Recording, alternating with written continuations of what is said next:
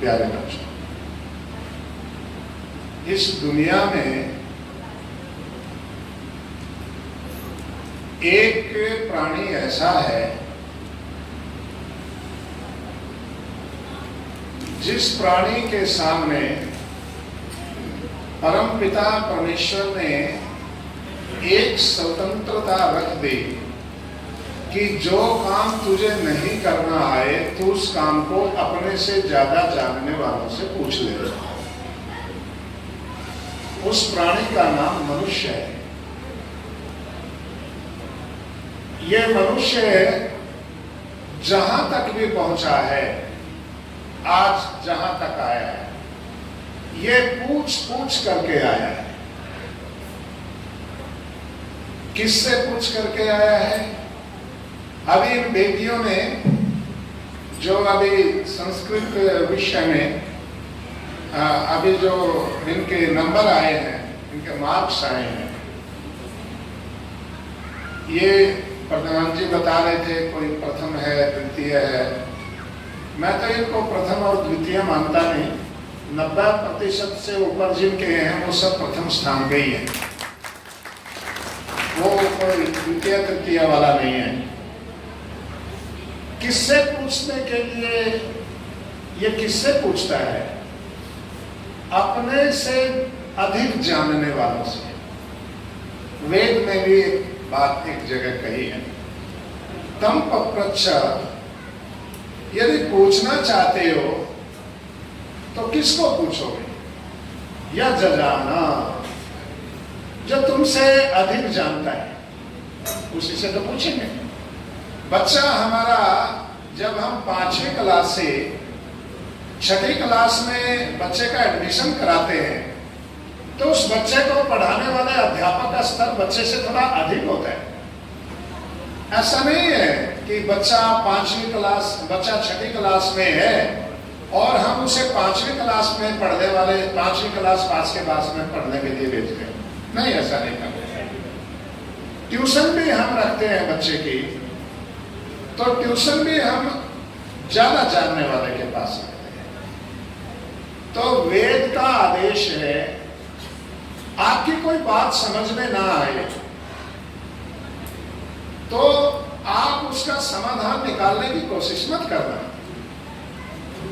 गड़बड़ हो जाएगी। यह दुनिया में जितनी गड़बड़ हुई है, विशेष करके धार्मिक और आध्यात्मिक गड़बड़, ये क्यों हुई है कि जिन लोगों को पता नहीं था उन्होंने समाधान निकाल दिया अपनी बुद्धि के अनुसार। अब वो टू सम एक्सटेंट वो समाधान कुछ समय तक तो सही रहा, पर उसके बाद में तो वो फिर खराबी आ गई। जैसे इजिप्ट वगैरह में प्राचीन काल में जब फ्लड आता था, नदी में बाढ़ आती थी, तो नदी में बाढ़ आने का कारण माना जाता था कि जो वर्षा का और जल का देवता है वो देवता नाराज हो गया। अब उसको प्रसन्न करना है। प्रसन्न करने का साधन एक ही है, क्या? जवान लड़कियों की उस नदी में फेंक करके बलि दी जाती थी। युवतियों को उस नदी में, फ्लड में फेंक दिया जाता था कि इनकी बलि जाएगी तो वो प्रसन्न हो जाएंगे, और धीरे धीरे धीरे फ्लड नीचे आ जाता था। वो मान लेते, पर कितने लड़कियों को बलिदान करेंगे? फ्लड तो हर रोज आता है, हर समय आता है, कभी ना कभी आता ही रहता है। साल में 2 बार 4 बार वर्षा होने के बाद भी आ जाता है। समाधान तो निकाला, पर वो समाधान ऐसा निकाला जो स्वयं में एक बहुत बड़ी समस्या बन गया।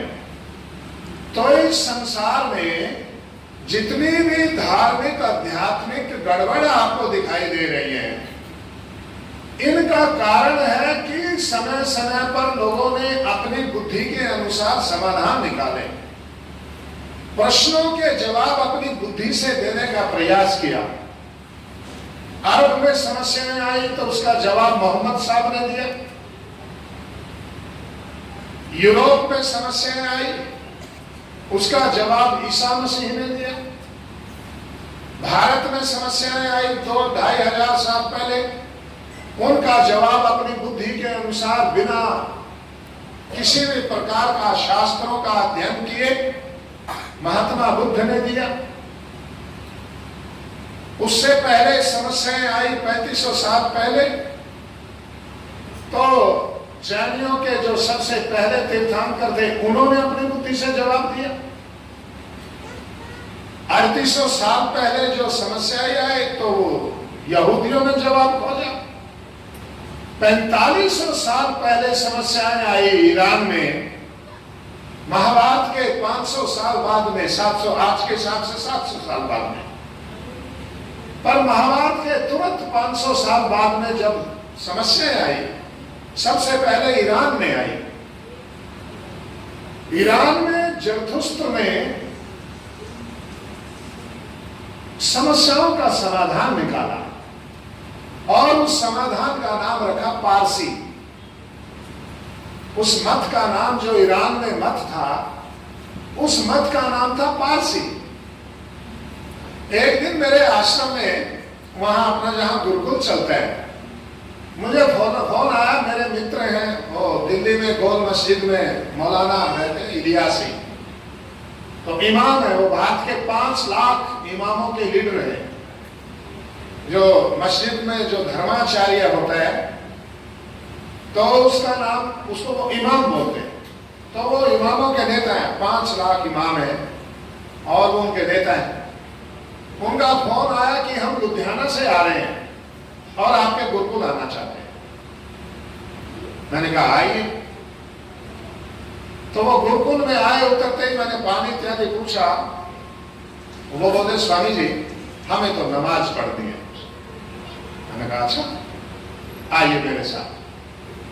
मैं गया और उनको जूते उतरवा के, हाथ मुंह धुलवा करके और मेरे साथ यज्ञशाला पे ले गया। मैंने कहा हम यहाँ बैठ करके भगवान का ध्यान करते हैं और हम परम पिता परमेश्वर की उपासना करते हैं, यज्ञ करते हैं, संध्या करते हैं। आप लोग भी अपने परमेश्वर की उपासना यहीं बैठ करके कर लीजिए। तो उन्होंने नमाज पढ़ी और बोले हमें आजान भी देनी है। मैंने कहा आजान किस लिए देते हो?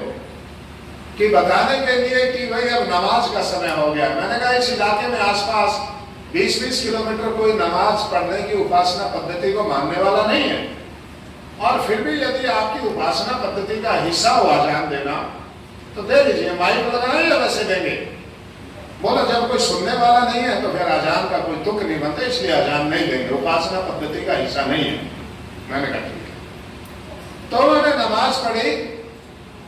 नमाज पढ़ के अब मैं सामने से देख रहा था, उनके चेहरे पे बहुत सारे सवाल थे, बहुत सारे प्रश्न थे, बहुत सारे उनके शंकाएं ऐसे चेहरे से टपक रही थी, और एक शांति की, एक संतोष की लहर भी, एक भाव भी उनके चेहरे पे दिखाई दे रहा है।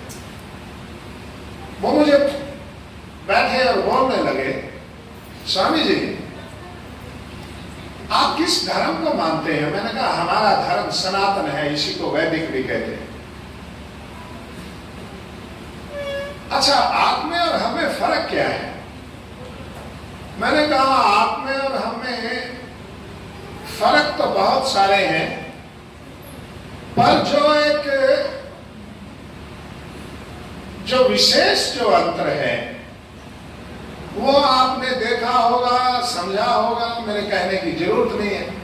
कि नहीं भाई भी बताओ, इतने आक्रमण हुए भारत पे। मैंने कहा वो तो आप भी सम्मिलित हैं, भारत में क्यों, आप पे भी हुए। आप आक्रमण के सामने झुक करके आपके पूर्वज कन्वर्ट हो गए, मेरे पूर्वज कन्वर्ट नहीं हुए, इसलिए आप मोहम्मद इलियासी हो, इसलिए मैं स्वामी संपूर्णानंद हूं। मेरे पूर्वजों ने स्वाभिमान का, धर्म का, अध्यात्म का, हमारे पूर्वजों ने हार नहीं मानी, इसलिए हम हैं आज। बोले इतने आक्रमण हुए पूरी दुनिया में, एक दिन प्रोफेसर सुब्रमण्यम स्वामी ने भी मेरे को हम एक कार्यक्रम में तो बताया कि एक लड़का आया, वो रिसर्च का स्टूडेंट था। उसने कहा जब अरब ने ईरान के ऊपर आक्रमण किया तो उसको 12 साल में इस्लाम में कन्वर्ट कर दिया पूरा, इराक को 15 साल में और दूसरे यूरोपियन कंट्रीज को 17 साल में। क्या कारण है?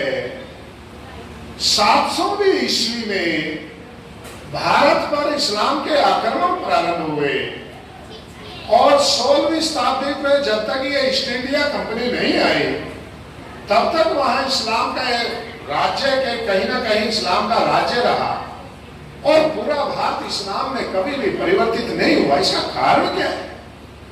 भारत को इस्लाम में परिवर्तित नहीं कर सके, क्या कारण है इसका? हमारे यहाँ कहते हैं अरब में एक यूनिवर्सिटी में इस बात के ऊपर रिसर्च हो रही है। ये एक विषय है कि जहां इस्लाम की तलवार और जहां कुरान गई कोई वहां बचा नहीं है। भारत में इतने वर्षों तक रही, भारत में इतने समय तक रही तलवार भी और कुरान भी।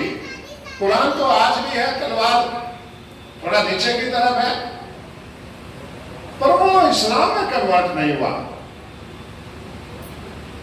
तो वो मौलाना मुझसे पूछने लगे, स्वामी जी अंतर क्या है?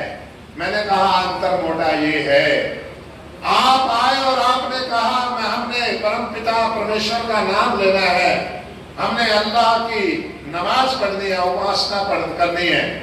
मैं आपको अपनी यज्ञशाला पर ले गया, कल को मैं मेरे गुरुकुल के बच्चों को लेकर के आऊं और आपकी मस्जिद में आकर के ये कहूं कि मैं परम पिता परमेश्वर की उपासना करना चाहता हूं, मैंने आपको ले जाकर के यज्ञशाला पे नमाज पढ़ा दी, आपकी ये हिम्मत नहीं है मुझे ले जाकर के मस्जिद में हवन करवा दें। ये है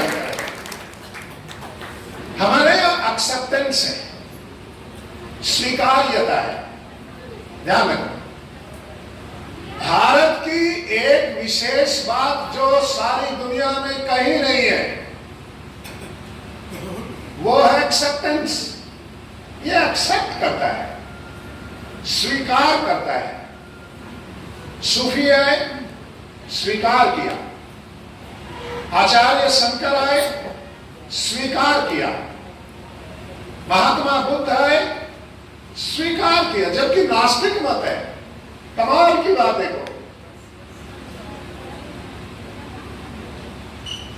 बौद्ध मत नास्तिक है, they don't believe in God. Jain आए, स्वीकार किया, दे ऑल्सो एथिस्ट। वहां भी परमात्मा की कोई सत्ता नहीं है, आत्मा ही सत्ता परमात्मा बनती है। कोई भी आत्मा आए और परमात्मा बन जाए, वो भी स्वीकार किया। आचार्य चारवाहक आए, उसको स्वीकार ही नहीं किया, उसको ऋषि का भी दर्जा दिया कि तू एक बात कह रहा है, तेरी एक बात का जवाब नहीं है कुछ लोगों के पास, इसलिए चारवाक ऋषि कहते हैं। उसने क्या दर्शन दिया? जो आज यूरोप का दर्शन है। सारे यूरोप में जो दर्शन है, इस दर्शन का नाम है चारवाक दर्शन। चारवाक का चारू वाक, जिसकी बातें बहुत अच्छी लगे। चारू कहते हैं अच्छे को, बढ़िया। चारू का मतलब मार्वलस, एक्सीलेंट, एब्सोल्यूट। क्या बात है, क्या बात कही है, बहुत अच्छी बात। देखो जी, देखो जी, कमाल कर दिया जी। है कौन सी बात थी वो जो उसकी बात अच्छी लगती थी? दो चीजें अध्यात्म की कमजोरी भी है और बल भी है, ध्यान रखना। अध्यात्म में यदि दो चीज मूल में है तो वो अध्यात्म नहीं है। कौन सी चीज? एक लालच, एक डर। धर्म के मूल में यदि दो चीजें तो वो धर्म नहीं है, लालच। एक तो मैं भगवान का नाम लूंगा, वो मुझे ये देगा, हम पूजा करेंगे, परमेश्वर हमारा कल्याण करेगा। हम पूजा करेंगे, भगवान फैक्ट्री को ठीक से चलाएगा।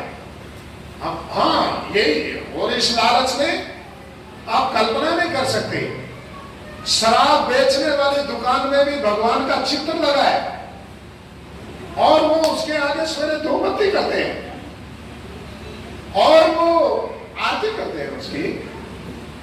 मैंने एक दिन पूछा, तुमने क्या मांगा? कि मैंने मांगा सेल बढ़ा, आजकल सेल कम है। तो मैंने कहा सेल बढ़ाने के लिए क्या करना पड़ेगा भगवान को? कि सेल बढ़ाने के लिए भगवान को लोगों के मन में प्रेरणा डालनी पड़ेगी कि वो दारू पिए और तभी से कोई गंदी नाली में डालने के लिए तो बोतल लेके नहीं जाएगा।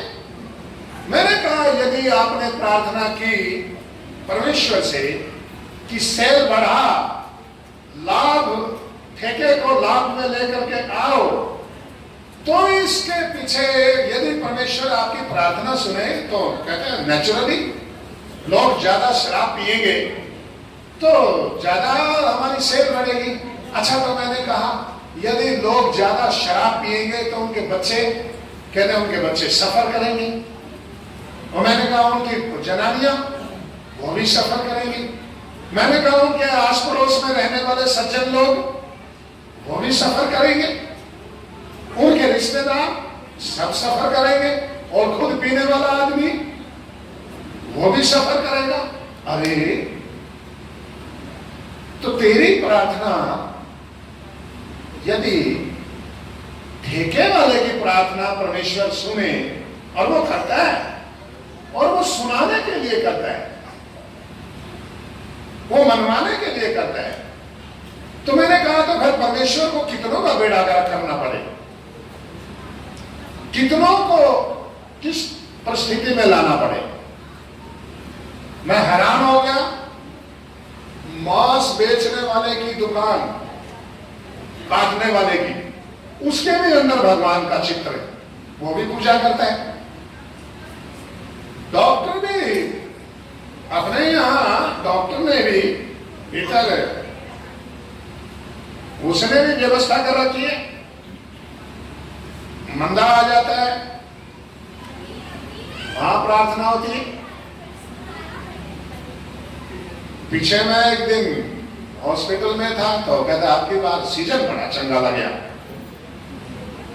करनाल में डेंगू बहुत हुआ। बोला कि मतलब इस साल किਵੇਂ करके लगे, कहता चंगा, कहता आपकी बार डेंगू की बड़ी मेहरबानी होगी। नेचुरली डॉक्टर को तो कंफर्ट तभी है जब हॉस्पिटल मरीजों से भरा हो।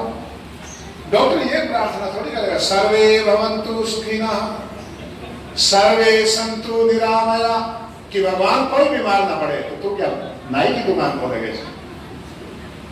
तो ये प्रार्थना नहीं कर सकता। शराब पीने वाला कभी ये प्रार्थना नहीं कर सकता, हे परमेश्वर इस धरती पर कोई भी आदमी शराब ना पिए।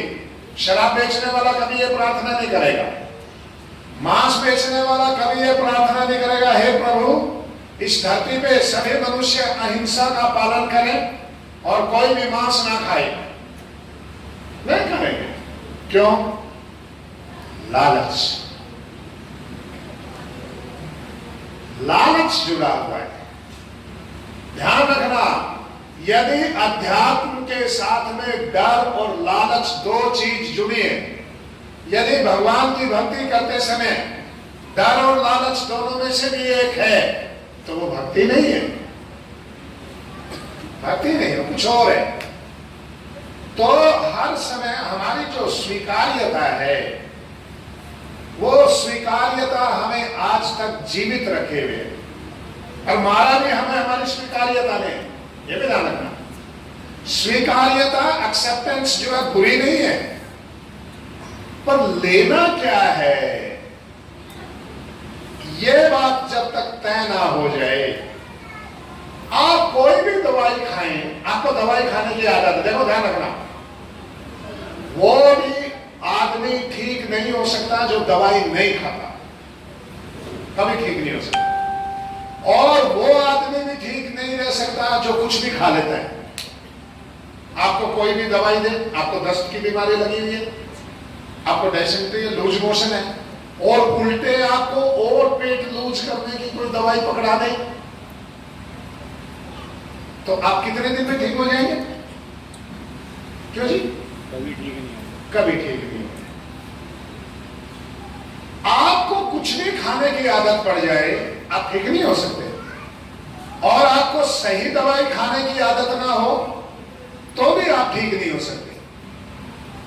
आप कुछ भी खाने से कैसे बच सकते हैं कि आपको पता हो कि सही क्या है, सही क्या है ये पता हो। और सही कौन बताए? जो आपसे ज्यादा जानता हो। और उसको सही कौन बताए? जो उससे ज्यादा जानता हो। और फिर उसको सही कौन बताए? जो सबसे ज्यादा जानता हो। हम ऋषि दयानंद जी महाराज को फॉलो क्यों करते हैं? एक आदमी ने बोला मेरे को, आप ऋषि दयानंद को फॉलो क्यों करते हो? मैंने कहा, मैं फॉलो क्यों ना करूं उसका कारण बताओ पहले, मैं करने का तो बाद में बताऊंगा। मैं ऋषि बोले, आप कृष्ण को फॉलो क्यों नहीं करते? मैंने कहा, मैं तो करता हूं। मैं योगेश्वर कृष्ण जी महाराज का कट्टर फॉलोवर हूं, स्टांप्स जिसको बोलते हैं, कट्टर बोलते हैं राम। मैंने कहा, राम का फॉलोवर हूं। तो बोलते हैं फिर आप ऋषि दयानंद का अपने आप को फॉलोवर कहते हैं, उसके पीछे क्या कारण है? मैंने कहा, ऋषि दयानंद का अनुयायी बनने से पहले मुझे ये पता ही नहीं था कि कृष्ण का वास्तविक स्वरूप क्या है। ऋषि दयानंद का अनुयायी बनने से पहले मुझे ये पता ही नहीं था राम का वास्तविक स्वरूप क्या है। ऋषि दयानंद का अनुयायी बनने से पहले मुझे ये पता ही नहीं था कि ब्रह्मा से लेकर के जैमिनी पर्यंत ऋषियों का मत क्या है। अरे जब से मैं ऋषि दयानंद का अनुयायी बना, ब्रह्मा से लेकर के जैमिनी पर्यंत ऋषियों का अनुयायी बन गया, राम का अनुयायी बन गया, कृष्ण का अनुयायी बन गया, और भारत की आध्यात्मिक परंपरा का जीता जागता स्वरूप मेरे सामने। उसने कहा, यदि मैं ऋषि दयानंद को मैं मानूं? मैंने कहा, बिल्कुल मत मानो, कोई दिक्कत की बात नहीं। कोई ध्यान रखना, ये जरूरी नहीं है कोई आदमी बिना ऋषि दयानंद को माने आध्यात्मिक हो सकता है। कोई आदमी ऋषि दयानंद को माने बिना भी समाधि को प्राप्त हो सकता है। कोई आदमी ऋषि दयानंद को माने बिना भी मोक्ष में जा सकता है, पर एक शर्त के साथ। आज मैं यहां देखो, आर्य समाज का सन्यासी आर्य समाज में घोषणा कर रहा है, यदि कुछ लोगों को यह तकलीफ हो कि हम दयानंद के अनुयायी नहीं बनेंगे, पर हम सच्चे आध्यात्मिक बनना चाहते हैं, तो मैं उनके लिए कहना चाहता हूं, ऋषि दयानंद को मानने की जरूरत नहीं है। फिर भी आप सच्चे आध्यात्मिक हो सकते हो, फिर भी आप सच्चे अर्थों में धार्मिक हो सकते हो, फिर भी आप मोक्ष के मार्ग में आगे बढ़ सकते हो। शर्त एक है, क्या? ब्रह्मा से लेकर के जैमिनी पर्यंत ऋषियों को मानो। ऋषि दयानंद को मानो या ना मानो। क्यों? यदि आप ब्रह्मा से लेकर के जैमिनी पर्यंत ऋषियों को मानेंगे तो अपने आप ऑटोमेटिक रूप में आप ऋषि दयानंद को भी मानेंगे। क्योंकि जब ऋषि दयानंद को ये पूछा था कि तुम्हारा मत क्या है, तुम्हारा विचार क्या है और तुम्हारा धर्म क्या है, तुम किसको मानना चाहते हो, तो ऋषि दयानंद जी महाराज ने कहा था, नया मत चलाना मेरा किंचित भी उद्देश्य नहीं है। कोई नया मत स्थापित करना आर्य समाज मत नहीं है, ध्यान रखना। बना दिया लोगों ने धक्के से बना दिया है, मत नहीं है। आर्य समाज कोई मत नहीं है, आर्य समाज कोई पंथ नहीं है, आर्य समाज कोई धर्म नहीं है। ये धक्के से चपेट रहे हैं आप लोग अज्ञान के कारण। आर्य समाज एक संगठन है, आर्य समाज एक प्लेटफॉर्म है। जैसे लुधियाना का प्लेटफॉर्म है ना, आपको शताब्दी एक्सप्रेस में चढ़ना हो तो आप कहां सामने जाकर के प्लेटफॉर्म पे जाएंगे या लुधियाना प्लेटफॉर्म पे आएंगे? बोलो। शताब्दी को पकड़ना हो तो कौन से प्लेटफॉर्म पे आओगे? हैं? लुधियाना प्लेटफॉर्म पे आओगे। यदि मोक्ष की ट्रेन पकड़नी हो तो आर्य समाज रूपी प्लेटफॉर्म से ही मिलेगी, बाकी कहीं और प्लेटफॉर्म है। क्यों प्लेटफॉर्म है? क्योंकि ब्रह्मा से लेकर के जैमिनी पर्यंत ऋषियों के विचार आपको यहां मिलेंगे।